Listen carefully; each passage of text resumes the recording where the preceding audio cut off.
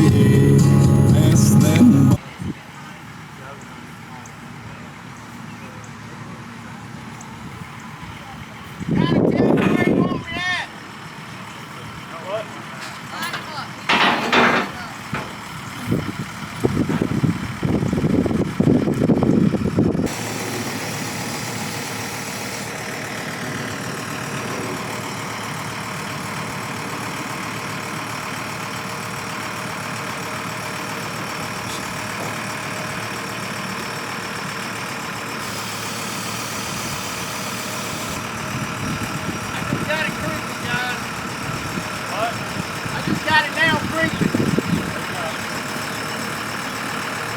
I'm gonna let it down some. That way we can get it in the center. All right.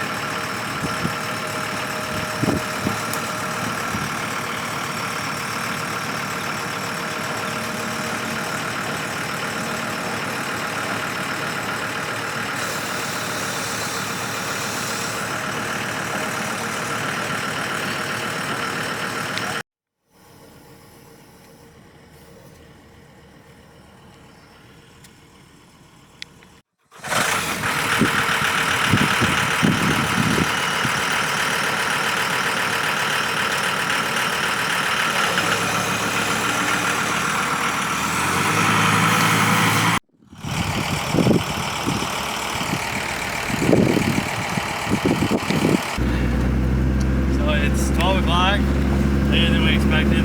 We should always figure it's going to be later than expected. And it's also on the trailer and we're headed home. It's probably going to be another 6 till we get home, and then 2 hours unloaded. It's going to be late. So,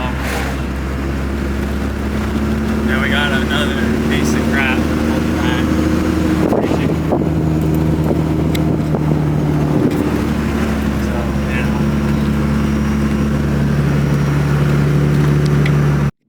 Stop for some old Mickey D's.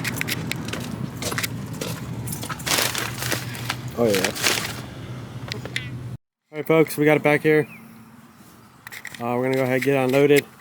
Probably use the skid loader here, just pick it up, pull it back, something like that, get her off. So yeah.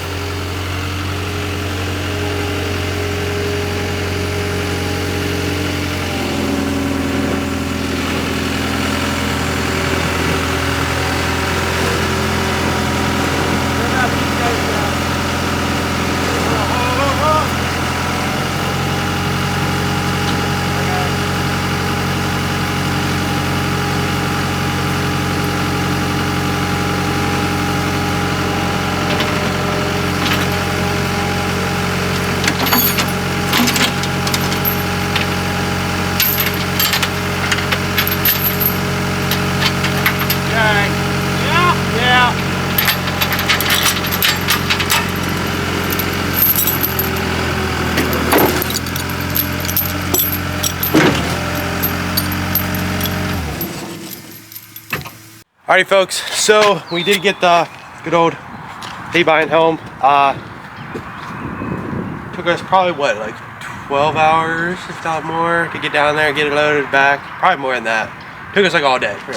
Longer than all day. Huh? Oh, yeah. Yeah. Thankfully, didn't really have any problems. All went pretty smoothly. It's been back here for, I don't know, we probably got a week ago or so. Yeah, I guess it is a week today. So I worked on during the week. I put this back on the tongue. Just if you guys ever have to move these, they're quite simple because it's John Deere. I hear the New Hollands are kind of a pain to take this off, but John Deere's like, we're gonna make this easy. Anyways, so you basically just undo, I guess, like bolt here, which goes your PTO drive, obviously. We didn't put that back on yet. You undo your connection, whether it be hydraulic or ours is manual for the swing. You undo these 4 bolts right here, which is your main connectors, and then your hydraulic line. And that, I think, is pretty much all, and it just kind of slides right out. Pretty sweet. So you can fit them on a, what was it, 8-foot trailer, 8-foot wide trailer, sideways. So they're pretty easy to haul that way, and then we just put the tongue on the back. I think you probably could get it on a smaller trailer, wide deck over. Maybe a 7.5, probably. You probably could get it on. You'd be hanging out, but you could probably get it on. We're gonna go ahead and power wash today. Just clean this up. Probably put some oil on it then too. We like to do that. Just keep our equipment in nice shape. We'll show you. It really does wonders for this old green paint that like fades like this. The oil would like brings them back to life. You'll see. We'll show you that. So we're gonna go ahead and get this power washed off. Get all this algae, mold, black stuff cleaned off. Whatever. Black mold. Oh yeah.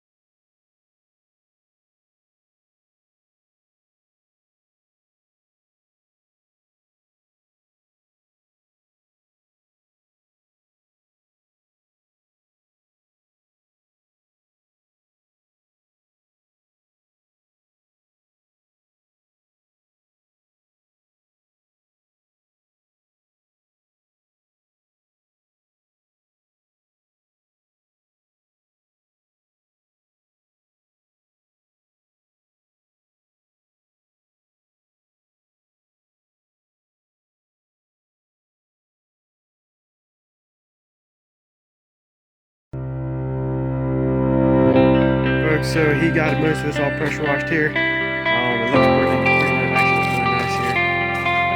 So we're gonna go ahead. We got hitched up down at 750. He's gonna go ahead, pull it up a little, fire up.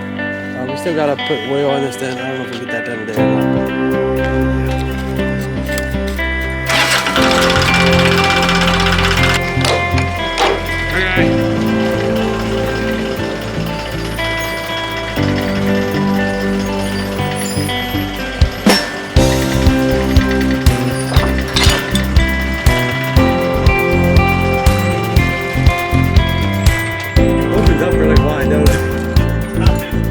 It's like crazy wide.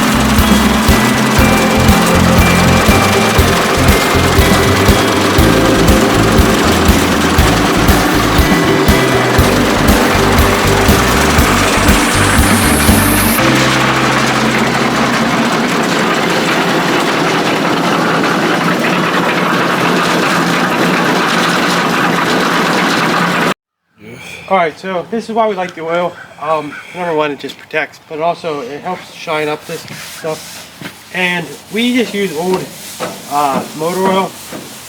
Just, you know, gives a second purpose for that. But I think you can buy like an actual like undercoating stuff that's more like a clear if you're worried about this, but we don't really care. I mean, if you don't put it on too heavy and you just kind of work it into the paint, it won't leave much of a black stain on there.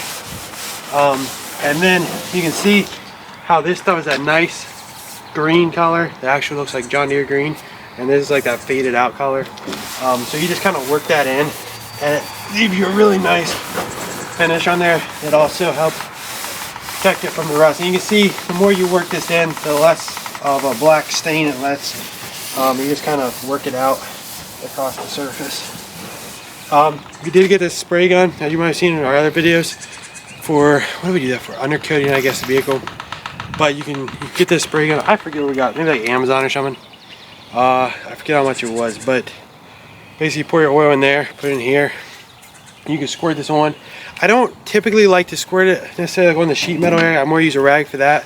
And then I'll squirt like this, use it to squirt like in the areas you don't really see, or like the areas that really get worked a lot. Like say like the cutter bar, the rollers, this stuff back in there that's just really, the paint's just pretty much worn off them. So you just spray it on and just let it sit.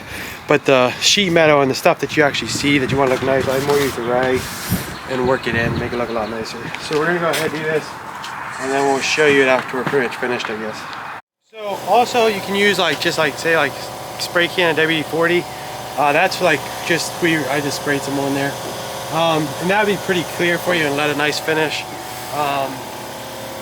But you know, you're also buying a bunch of cans of WD-40 and that you can reuse, it's recycling. But yeah, up to you. But this, I think it's called, it might be like an undercoating spray gun or something like that. You can probably find one pretty easy. But it works really nice. You can see it puts out pretty heavy. So like that, I'll just take it and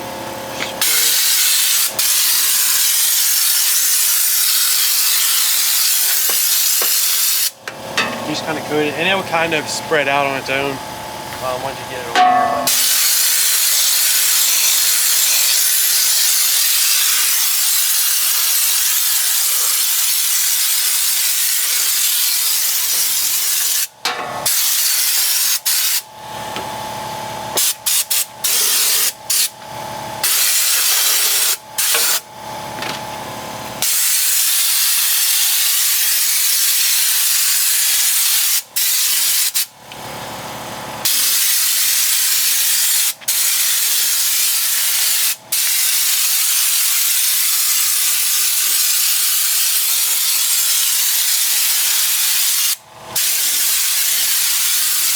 Even this you can spray it on and then take your rag, you know, just don't put it real heavy, just take your rag in and just kind of rub it out there. Unlike that. Yeah.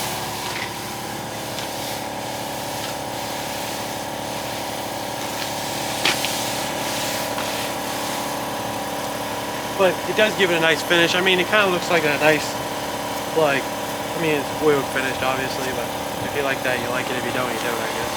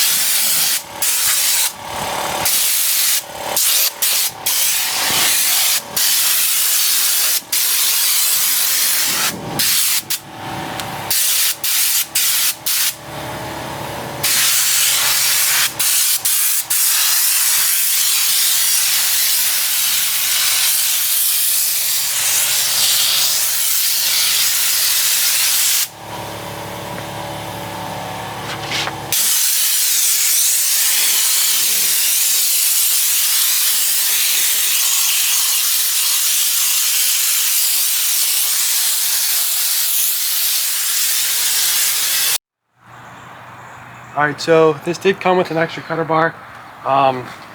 It looks like he had replaced some of these teeth on here, because some of them are pretty sharp, some are pretty rusted, but we went ahead and put some oil in this.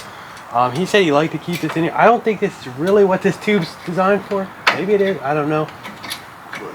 But anyways, he said he liked to keep it in here, so if like for some reason one would stop cutting, maybe you hit a rock or something, you know, bang one up, you're on the field. You could throw it in, I guess. I mean, if you're figuring you have the tools to do it. Also, a nice thing with this is they're bolts, not rivets. What you want, so you're not like pounding rivets out, grinding rivets off, and trying to do all that great stuff.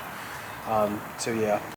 Alright guys, so we got the oil put on there. We decided not to really wipe it out a whole lot, just kind of let it settle and do its own thing. We might hit it with a second coat if we have to. We painted the bracket for this, it's kind of rusty.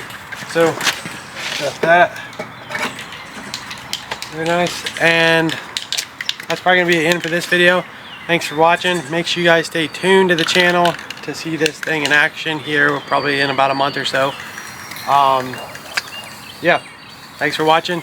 If you enjoyed, hit the like button, subscribe. We always appreciate that, and we'll catch you next time.